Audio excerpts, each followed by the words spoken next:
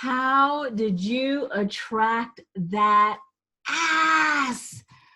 Good morning, good evening, good night, wherever you are in the world. Welcome, welcome, welcome to another video where I hope you heal after toxic relationships. My name is Denise Dominguez, and I help strong women coming out of toxic partnerships to move past the frustration, doubt, and fear so that you can confidently move into new and healthy relationships. And in this video, I'm going to share with you why and how you attracted that narcissistic person, that ass, right? And this is something that I applied for myself. And once I applied it into my own life, everything changed, right? It's about awareness. It's about learning and seeing cycles and patterns in our life. So remember, if you like this video or any of my other videos, please smash that like button. It helps me grow the channel and get to more people who are suffering in these narcissistic relationships and afterwards, and how to never, ever, ever attract that again. And also subscribe to my channel if you like these videos and if I'm providing value for you. Just simply subscribe. Okay, so let's get into it.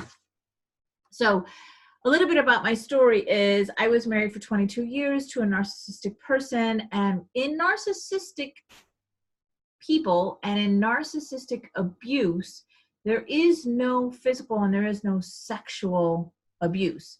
So it is harder to detect what is actually going on. And that's the case in my story.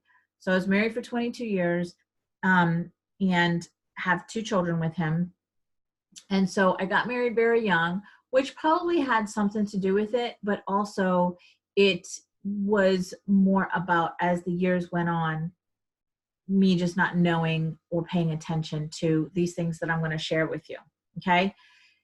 So like I said, there's no physical and there's no sexual abuse. So narcissistic abuse is everything but that, those 2 things, right? So there's the emotional, there's the mental, there's the financial, there's the psychological pieces of the abuse that are in narcissistic abuse without the sexual and physical. So how did you attract that ass? How did you attract that narcissistic person, or you keep attracting these narcissistic people? So I want to start at like the beginning, and then I want to dive deeper into like the under layers of what is really going on. And then in the description below, I'm going to give you a link to a 1-hour training call that I did with Karen Stevenson, who is also a coach, and we really dove deep into this topic. Okay, so the first thing is red flags, okay? How did you attract this narcissistic person? You ignored the red flags, or you didn't know about the red flags, or you made excuses for the red flags, because the truth is there's always red flags with these people, okay? So for example, and I dive deep into this, into the training call that I'm going to give to you, but for example, in dating, how did you attract this narcissistic person in dating? The red flags were there too. So they are very charming and charismatic, very, okay? So sweet to you, so almost like an over attention, like they just dote on you. You're the best thing in the world. And of course you're eating this up, ladies. You love this. And no doubt you deserve this. However, when it's too much too soon, that's when there's something that you need to pay attention to. Okay. So first thing is they're very charismatic, very charming. And you're eating this up. Okay.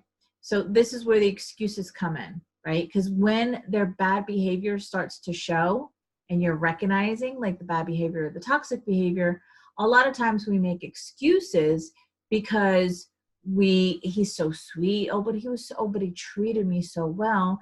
And so in the beginning, it is a fairy tale. It is very loving and sweet, and there's flowers and there's gifts and there's doting and there's just all of these things. it's when we're invested in the relationship. Now, whether that's time, marriage, kids, bought a house together, whatever it is, and the bad behaviors start to show up, that's when a lot of us think, well, because this was my thought, I'm so invested in this. I've been together with him 9 years. We have 2 kids together. I can't break up with him. I can't divorce him now. It's crazy. I got to work on it. I got to figure it out. So one of the ways that you attracted this ass was not seeing the red flags. For whatever reason, you didn't see the red flags. Okay. That's number one. Number one / number two, because the excuses. Like I said, when somebody's so nice to you and so sweet and is kind of rushing things like, let's get married right away, let's get engaged right away, let's move in right away, there's a part of you that knew that this is too soon, or I don't want to say I love you already, but you did it anyway. Girl, I get it. I so get it. No judgment here. I've done that before, on more than one occasion.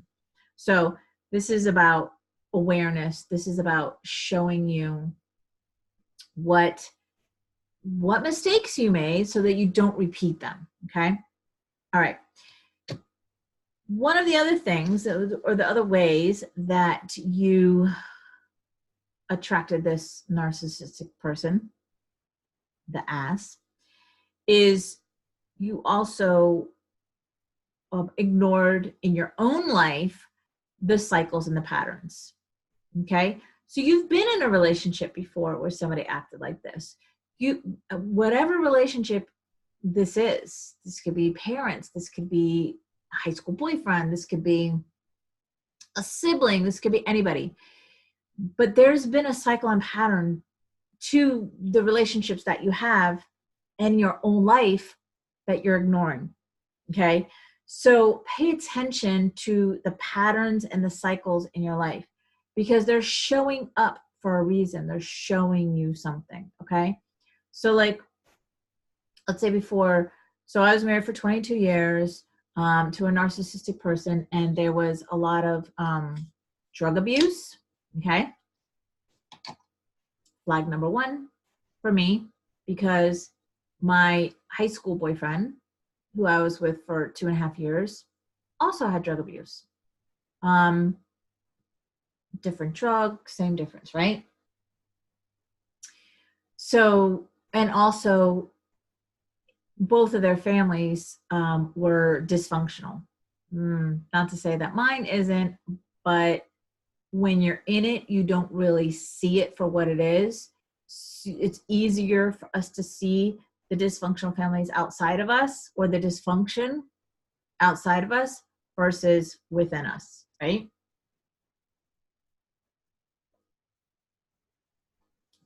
So the cycles and the patterns.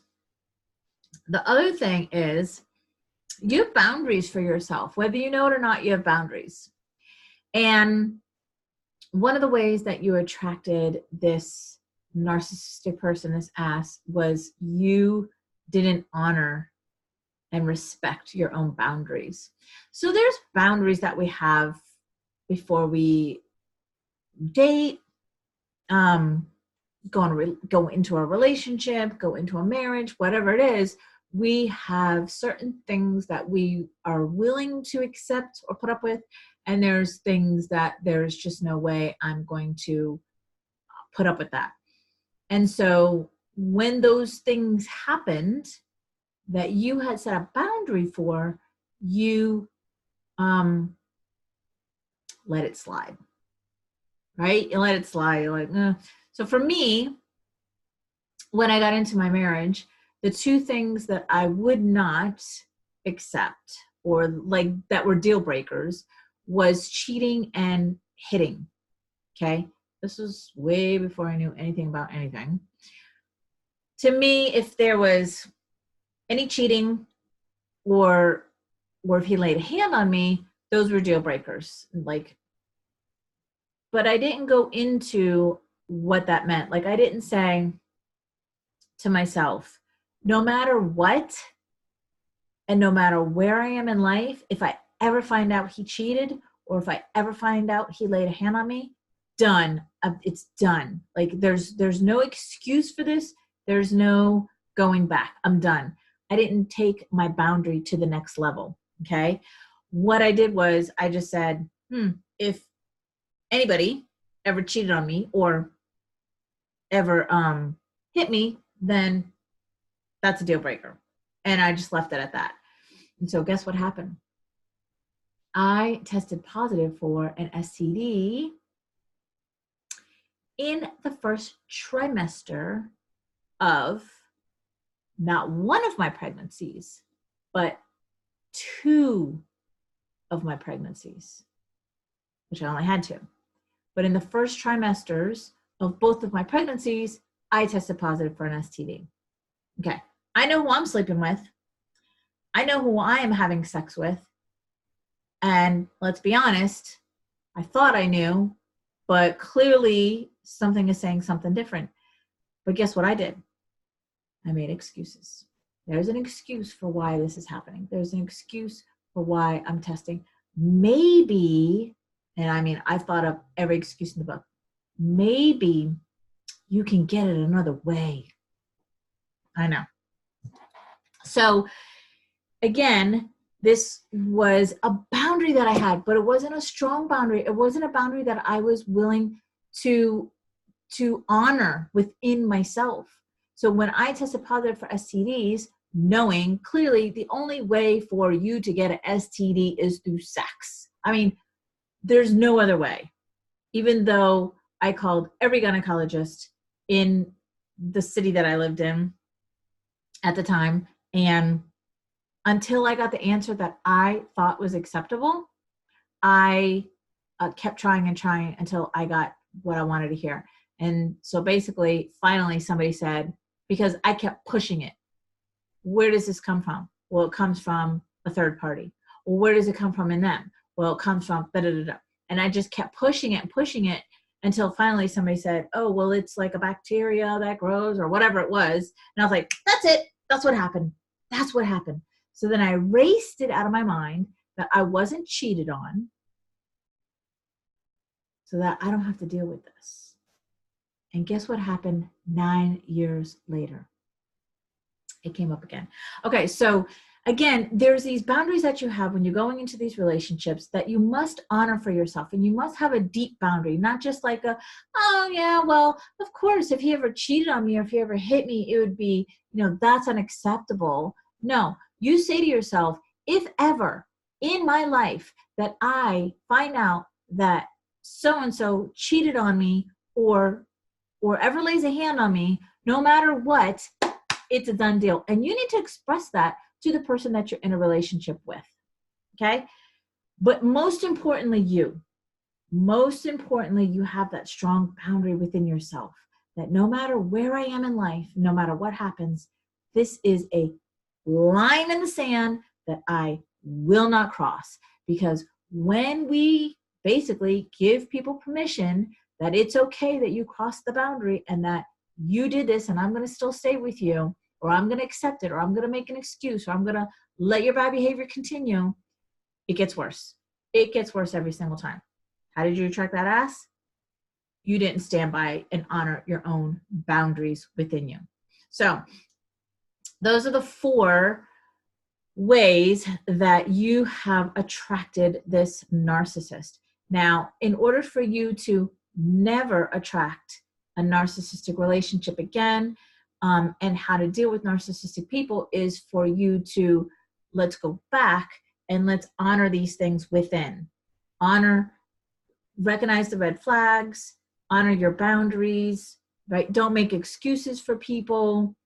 Notice the cycles and patterns in your life, even before this relationship, because it definitely stemmed before. And the bigger thing for you to do to never attract a narcissistic person in your life is for you to heal you. All of these things are showing up for a reason. These people, these situations, these things are showing up for a reason. It's not a coincidence. So in order for you to never attract it again, you must heal your inner wounds. Okay? When we've attracted a narcissistic person in our life, who is a wounded person, a deeply wounded person, it means that you were wounded and two wounded people got together. Like energy attracts like energy every single time. Like energy attracts like energy, especially when we're talking about empaths and narcissistic people. This is why I say they go together like hand in hand. Because empaths, although they're amazing and great and highly sensitive and want to help everybody, want to save everybody, and only see the good in people, they feel to their core, they're wounded. And so is the narcissist. And a narcissist will cling to an empath because of the qualities that an empathic person has. Okay? A narcissistic person is less likely to go for another narcissistic person. Remember, they always have these masks on. So it's not impossible that two narcissistic people will get together, but it's highly unlikely because the narcissistic person is looking for somebody to hold them and save them and make excuses for them and love them and accept their bad behavior and all of that, right? And empaths will do that, unfortunately. So again, those are the 4 ways you attracted the narcissistic person, and how to stop that is, like I said, go back and don't make the excuses, and have strong boundaries that you honor within yourself, and see the red flags, like know the red flags and see the cycles and patterns in your life. And like I said, in the description below, I'm going to leave you the link to my 1-hour training with Karen Stevenson on how did I attract that ass. And we dive deep into this, okay? And there's a lot of great coaching in there. Great tools for you to use and advice, all of that good stuff.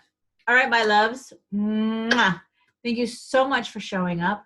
Thank you so much for being here and investing this time in you. It's so important. And I'm just honored, truly honored, that you keep showing up for yourself and healing you so that we stop this abuse, because I call it the silent abuse.